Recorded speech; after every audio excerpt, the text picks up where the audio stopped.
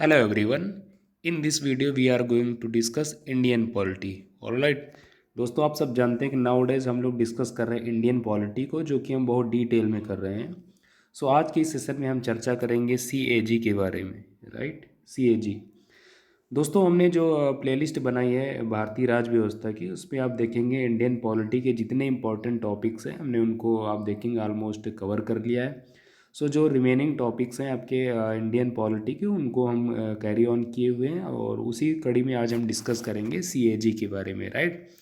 Friends, आप सबसे एक जीरा ये है कि अगर आपने हमारी जो प्लेलिस्ट है इस चैनल पे कुमार पीसेस अकेडमी पर, अगर आपने उनको विज़िट नहीं किया है तो एक बार उनको आप विज़िट ज़रूर कीजिए, क्योंकि उन प्लेलिस्ट में इतने इंपॉर्टेंट वीडियोस पड़े हैं, चाहे वो ट्रेडिशनल टॉपिक्स के बारे में हो, मिसलेनियस टॉपिक्स के बारे में, या कुछ इनफैक्ट आप देखेंगे जो करंट के वीडियोस होते हैं, टॉपिक्स होते हैं, हमने उनको भी कवर किया है। ये सारे वीडियोस आप वहाँ से रेफ़र कर सकते हैं। राइट। तो दोस्तों आज के सेशन में हम चर्चा करेंगे CAG के बारे में, और आप जानते हैं CAG बहुत इंपॉर्टेंट टॉपिक है पॉलिटी का। राइट। लगातार इससे सवाल पूछे जाते हैं। CAG से रिलेटेड जितने भी फैक्ट्स हैं, जो कंसेप्ट्स हैं, किस प्रकार से सवाल बन सकते हैं, उन सारी बातों को हम कवर करने का प्रयास करेंगे आज के इस सेशन में। राइट। तो चलिए डिस्कस करते हैं। सबसे पहले आपको बेसिकली मालूम होना चाहिए जो CAG है इसका फुल फॉर्म क्या होता है। CAG का फुल फॉर्म होता है controller and auditor general. Right. Controller and auditor general, इसे आप ऐसे बोलते हैं, controller and auditor general of India. India इसलिए क्योंकि हम भारत के CAG के बारे में चर्चा कर रहे हैं। राइट, ये चीज़। अब इसकी बेसिक बातें हम देख लेते हैं। राइट। तो सबसे पहले आप देख रहे हैं आर्टिकल 148, दिस वन, आर्टिकल 148। आप जान रहे हैं बेसिकली जो CAG है ये एक कॉन्स्टिट्यूशनल बॉडी है अपने आप में, यानी कि संवैधानिक संस्था है। राइट, संवैधानिक निकाय है। तो इसी वजह से संविधान का जो अनुच्छेद है 148, उसमें इसके बारे में चर्चा की गई है, और उसमें ये बताया गया कि बेसिकली आर्टिकल जो आपका 148 है वो ये कहता है कि भारत में एक ऑफिस होगा, इंडिपेंडेंट ऑफिस होगा, किसके लिए? तो आप देखेंगे जो CAG के लिए, राइट, वो डेडिकेटेड किसको होगा? CAG के लिए। और जो ये CAG होगा वो भारत में आप देखेंगे ऑडिट एंड अकाउंट्स डिपार्टमेंट का हेड होगा। राइट, ये चीज़ आप ध्यान रखेंगे। आपसे पूछा जाए कि भारत के ऑडिट एंड अकाउंट्स डिपार्टमेंट का हेड कौन होता है, तो CAG, यानी controller and auditor general of India. Right. और बेसिकली जो ये CAG होता है, ये आप देखेंगे जो भारत का आप कह सकते हैं कि जो लोक निधि होती है, या आप ये कह सकते हैं कि जो लोक कोष होता है, उसका एक प्रकार से गार्जियन भी होता है। और इसी वजह से आप देखेंगे भारत का जो फाइनेंशियल सिस्टम होता है, चाहे फिर दोनों स्तरों की बात कर लीजिए, चाहे केंद्र के स्तर पर या राज्यों के स्तर पर, दोनों स्तरों पर आप देखेंगे ये जो फाइनेंशियल सिस्टम है उसको कंट्रोल करने का काम करता है कौन? CAG। राइट। चूँकि इसका इतना इम्पॉर्टेंट रोल है आपकी इंडियन इकोनॉमी में। राइट, इसी वजह से आप देखेंगे जो डॉक्टर BR अम्बेडकर साहब हैं, इन्होंने कहा था कि जो आपका CAG है वो बेसिकली जो this one, he is most important officer under the constitution of India, यानी भारत के संविधान के तहत जो सबसे महत्वपूर्ण कोई अधिकारी उनकी नज़रों में है, तो वो उन्होंने बताया किसको संज्ञा दी थी, तो CAG को आप ध्यान रखेंगे। राइट, इंपॉर्टेंट आप ध्यान रखेंगे सारे फैक्ट्स। नेक्स्ट, अब हम बात करेंगे बेसिकली कि ये जो CAG होता है इसका अपॉइंटमेंट कैसे होता है, इसका टेन्योर यानी टर्म कितना होता है। राइट, वो सारी चीज़ें हम देखेंगे इस स्लाइड में, दिस वन। तो आप देख सकते हैं जो CAG है बेसिकली उसका अपॉइंटमेंट होता है प्रेसिडेंट महोदय के द्वारा, यानी जो राष्ट्रपति होते हैं वो इसका गठन करते हैं। राइट। और इसका जो टेन्योर होता है वो बेसिकली देखेंगे आप 6 ईयर, ये 6 साल का होता है। या फिर आप देखेंगे up to the age of 65 years. इसका क्या मतलब हुआ दोस्तों? इसमें आप देख रहे हैं आगे एक सेंटेंस जुड़ा हुआ है, विच एवर इज़ अर्लियर। ये आप ध्यान रखेंगे, विच एवर इज़ अर्लियर। इसका मतलब ये हुआ, मान लीजिए एक व्यक्ति है, अगर वो 62 साल की आयु में वो CAG के पद पर नियुक्त होता है, तो आप देखेंगे वो केवल 3 साल का उसका कार्यकाल होता है। राइट, क्यों? क्योंकि देखेंगे 3 साल के बाद वो 65 ईयर्स की एज प्राप्त कर लेगा। राइट। अगर हम बात करें कोई व्यक्ति है, मान लीजिए 60 साल की आयु में वो बनता है CAG। राइट, तो उसे केवल 5 साल का कार्यकाल मिलेगा, लेकिन यहाँ मैक्सिमम सीमा कितनी है? 6 साल की। ये आप ध्यान रखेंगे। अगर कोई व्यक्ति 59 साल 59 ईयर्स की एज में अगर वो CAG बनता है तो आप देखेंगे तब इन दैट केस उसे 6 साल का कार्यकाल मिलेगा पूरा। तो सिंपली कहने का मतलब ये है कि कोई व्यक्ति इन दोनों में से जो भी पहले होता है उस समय सीमा तक कार्य करता है। मान लीजिए अगर उसकी 6 साल की सीमा है उसके पास कार्य करने की, तो 6 साल तक रहेगा। अगर वो इस आयु में है कि वो 65 साल को जल्द ही पहुंचने वाला, तो फिर जो रिमेनिंग टाइम होगा वो केवल उतने समय के लिए वो CAG रहता है, राइट। इसीलिए इसमें बताया गया विच एवर इज़ अर्लियर। और अगेन आप जानते हैं जो CAG होता है वो किसी भी टाइम आप देखेंगे वो अपना रेजिग्नेशन दे सकता है किसको, प्रेसिडेंट महोदय को, राइट। अपना रेजिग्नेशन लेटर लिखेगा और राष्ट्रपति महोदय को सौंप कर वो अपने पद से रिजाइन कर सकता है किसी भी समय, राइट। इसके अतिरिक्त आपको ये ध्यान रखना है कि जो बेसिकली जो प्रेसिडेंट महोदय हैं वो प्रेसिडेंट महोदय भी इसे हटा सकते हैं इसके पद से, लेकिन इन जो CAG है इसको इसके पद से पदच्युत करने के लिए जो प्रोसेस है वो थोड़ा सा टिपिकल है। और टिपिकल इस मायने में क्योंकि आप जानते हैं जो एक कॉन्स्टिट्यूशनल बॉडी है तो इसे उसी प्रकार से हटाया जाएगा जैसे कि सुप्रीम कोर्ट के जज को जो हटाए जाने की जो प्रक्रिया है वही फॉलो की जाती है, राइट। कहने का मतलब ये कि संसद के दोनों सदनों के द्वारा विशेष बहुमत से जो प्रस्ताव है वो पास होना चाहिए, राइट। ये चीज़ आप ध्यान रखेंगे। नेक्स्ट, अब इसकी हम बात करेंगे, इसकी जो इंडिपेंडेंस है वो बेसिकली क्या है, इसकी जो कुछ स्वतंत्रताएं हैं, जो सीमाएं हैं वो क्या क्या हैं, उनको आप देख लीजिए। दिस वन, सबसे पहले इंडिपेंडेंस में इसकी यही ध्यान रखना कि चूंकि आप जानते हैं कि कॉन्स्टिट्यूशनल बॉडी है, राइट, तो इसी वजह से आप देखेंगे इसका सरकार को इसमें हस्तक्षेप एज सच कुछ होता नहीं, राइट। ना तो इसके अपॉइंटमेंट में ना ही इसके रेजिग्नेशन में, राइट। सरकारें मनमानी नहीं कर सकते हैं कि इसे जबरिया आप देखेंगे रिजाइन करने के लिए इसे मजबूर नहीं, कंपेल नहीं कर सकती हैं। क्यों? क्योंकि आप देखेंगे जो संविधान है इसको संरक्षण देता है और कॉन्स्टिट्यूशनल बॉडी है तो अनुच्छेद 148 ये सारी प्रोटेक्शन इसको प्रदान करता है, राइट।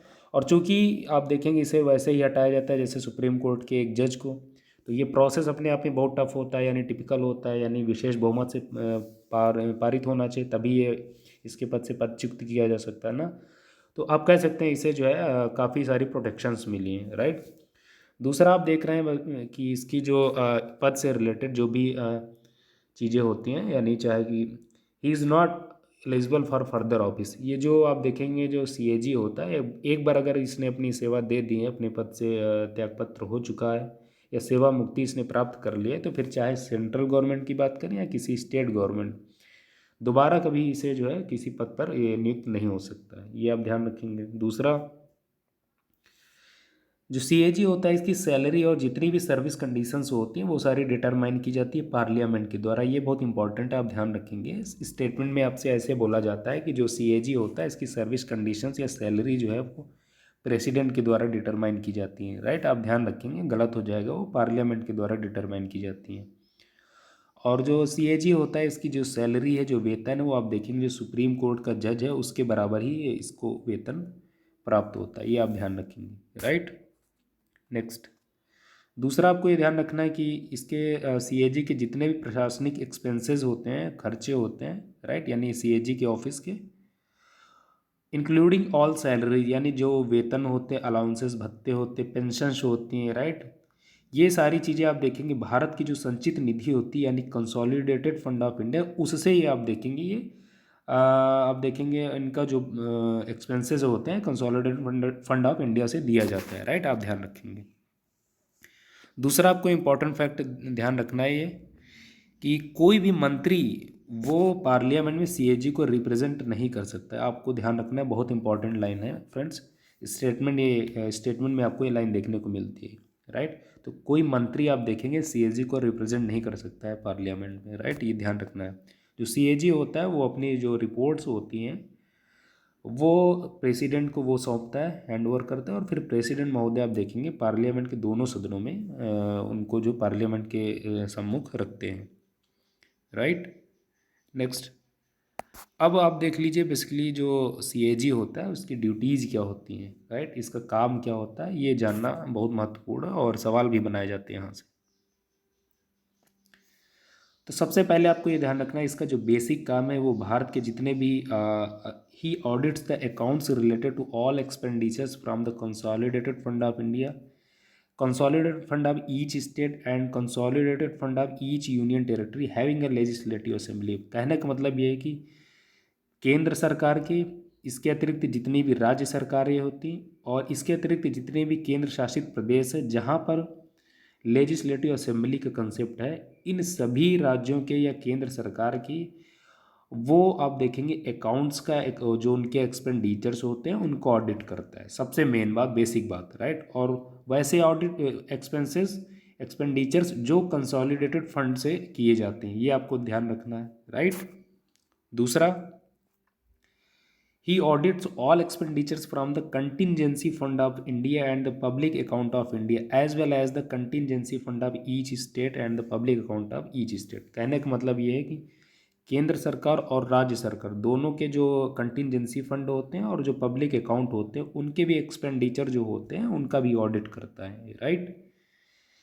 नेक्स्ट आप देखेंगे ही ऑडिट्स ऑल ट्रेडिंग, व्यापार, मैन्युफैक्चरिंग, जो लाभ हानि होती है, राइट। बैलेंस शीट जो होती है सरकार की, इसके अतिरिक्त जो सब्सिडरी अकाउंट्स होते हैं गवर्नमेंट के द्वारा जो मैनेज किए जाते हैं, राइट, चाहे वो सेंट्रल गवर्नमेंट के हो या स्टेट गवर्नमेंट, इन सभी चीज़ों की भी वो ऑडिट की जाती है, किसके द्वारा? सीएजी के द्वारा।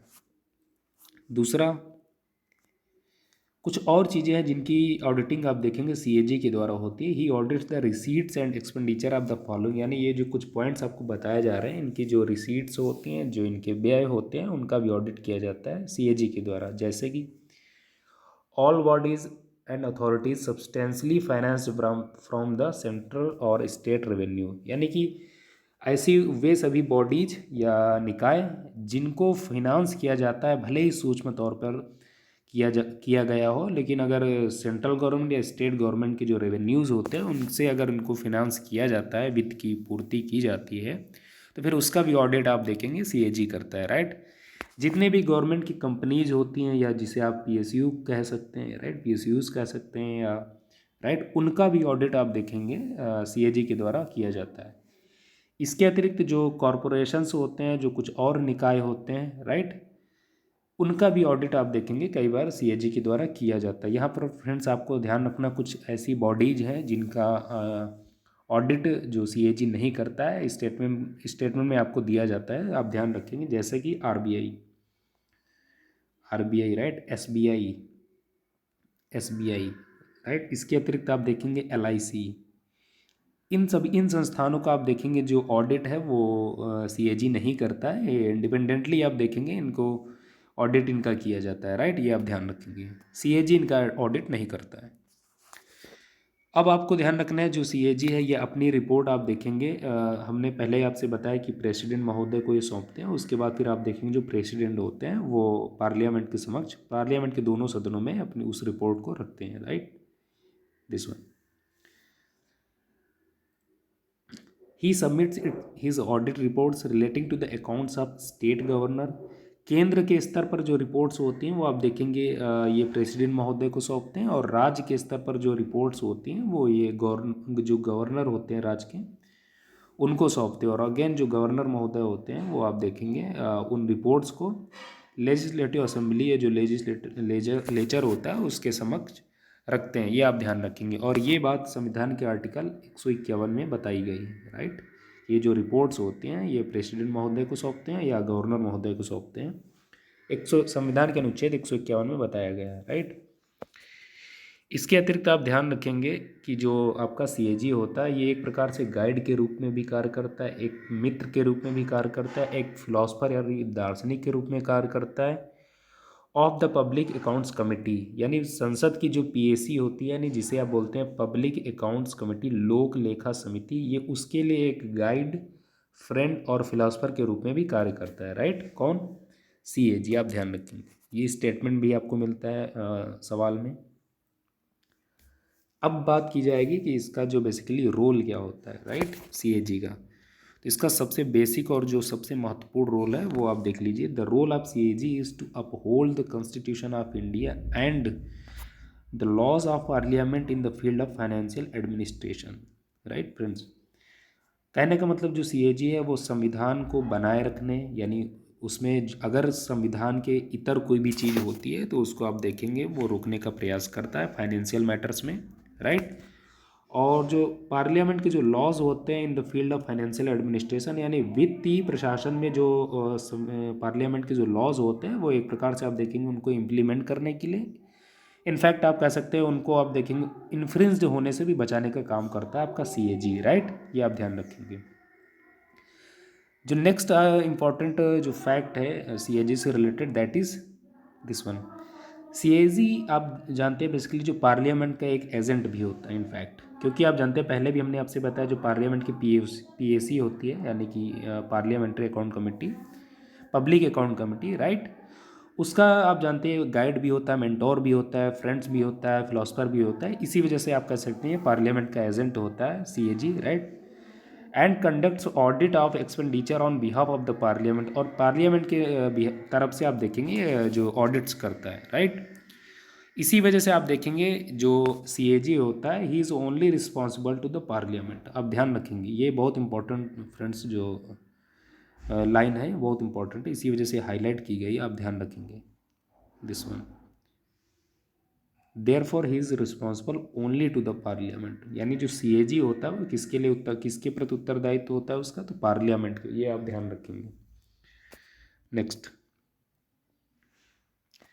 CAG can also conduct the property audit. Friends ये क्या होता है प्रॉपर्टी ऑडिट? इसका मतलब ये होता है कि जो कुछ ऐसी चीज़ें जो आप देखेंगे wisdom, faithfulness and economy of the government expenditure, कहने का मतलब अगर गवर्नमेंट की जो आप देखेंगे जो पॉलिसीज़ होती हैं, जो कल्याणकारी जो योजनाएं लाती हैं, उनको भी कई बार ये ऑडिट करता है और उन पे आप देखेंगे उनकी विजडमनेस या उनकी फेथफुलनेस, उन पॉलिसीज़ की जो यूटिलिटीज़ क्या होगी, इन सारी चीज़ों को भी वो आप एक प्रकार से ऑडिट करता है और उन पे कमेंट भी अपना देता है, राइट। इसी को आप बोलते हैं कि प्रॉपर्टी ऑडिट इसको बोला जाता है, राइट। और ये बेसिकली बताता है कि इसकी यूजेस क्या है, क्या ये वेस्टफुलनेस है, राइट, एक्स्ट्रा वैगेंसेस जो होते हैं, बेसिकली ये सारी चीज़ें बताता है। यानी कि जो एक्सपेंडिचर्स होते हैं उनकी वेस्टफुलनेस या एक्स्ट्रा वैगेंसेस या उनकी किस प्रकार से उनको कम किया जा सकता है, शॉर्ट आउट किया जा सकता है, ये सारी चीज़ें भी सीएजी बताता है, राइट।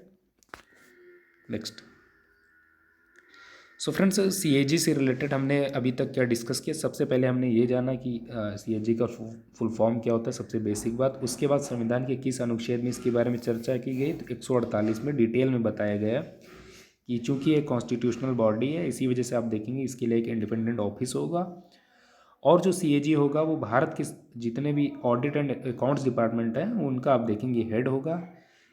इसके अतिरिक्त सीएजी गार्जियन भी होगा पब्लिक पर्स का, राइट। और चूंकि ये दोनों स्तर पर, चाहे केंद्र हो या राज्य, दोनों स्तर पर फाइनेंशियल सिस्टम को बड़ी मात्रा में आप देखेंगे, बड़ी मात्रा में क्या, इनफैक्ट आप कह सकते हैं कि इसी के द्वारा ही कंट्रोल किया जाता है फाइनेंशियल सिस्टम, राइट। इसी वजह से जो डॉक्टर BR अम्बेडकर थे उन्होंने इसे भारत का सबसे मोस्ट इंपॉर्टेंट अफसर की संज्ञा दी थी, राइट। ये फिर हमने इसका अपॉइंटमेंट एंड टेन्योर जाना, इसकी इंडिपेंडेंस क्या है, वो सारी चीज़ें हमने देखी। इसके साथ साथ जो इसकी सीमाएं भी हमने वो भी डिस्कस किया, ड्यूटीज़ भी हमने डिस्कस की, ड्यूटी से रिलेटेड जो कुछ और फैक्ट्स हैं हमने उनको भी डिस्कस किया, राइट। रोल इसका क्या है हमने वो चर्चा की। अब इस टॉपिक से रिलेटेड कुछ इंपॉर्टेंट आर्टिकल्स हैं जो प्रीलिम्स के पॉइंट ऑफ व्यू से आपको हमेशा याद होने चाहिए, उनको हम देख लेते हैं।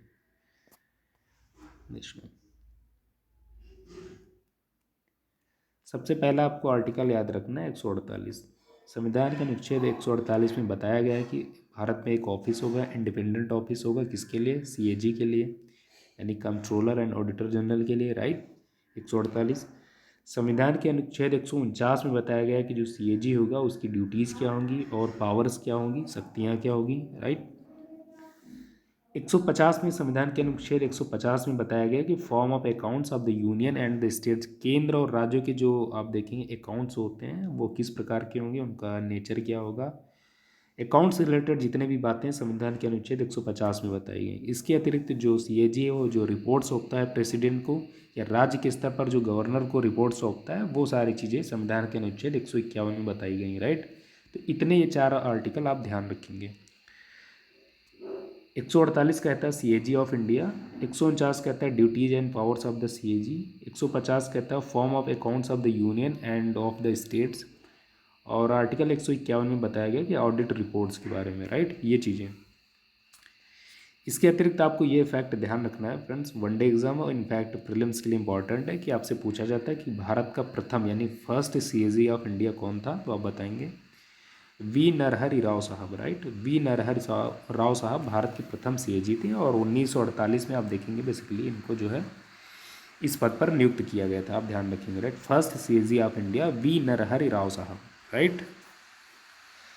सो फ्रेंड्स, आज की सेशन में हमने सीएजी को कवर करने का प्रयास किया और मेरा ऐसा प्रयास था कि इसको कॉम्प्रहेंसिवली डिस्कस किया जाए और जैसा कि मुझे कि विश्वास है कि मैंने उसे करने का प्रयास किया। सीएजी से रिलेटेड जितने भी फैक्ट्स थे हमने उनको इस वीडियो में कवर किया, राइट। इसके अपॉइंटमेंट से लेके इसका ड्यूटीज़ और इसके जो रोल होते हैं उन सारी चीज़ों को, सारे बिंदुओं को हमने जो छूने का प्रयास किया और ना सिर्फ उन बिंदुओं को हमने छुआ बल्कि उनकी तह तक, उनकी गहराई तक भी जाने का मेरा प्रयास रहा है। सो फ्रेंड्स, आई होप कि आपको ये वीडियो ठीक लगा होगा। अगर आपको ये वीडियो ठीक लगा तो इस वीडियो को लाइक करें, शेयर करें। चैनल पर आपने पहली बार विजिट किया है तो चैनल को सब्सक्राइब ज़रूर करें, राइट। दोस्तों, इसी नोट के साथ इजाज़त चाहता हूँ, मिलेंगे नेक्स्ट वीडियो में, तब तक के लिए बाय बाय।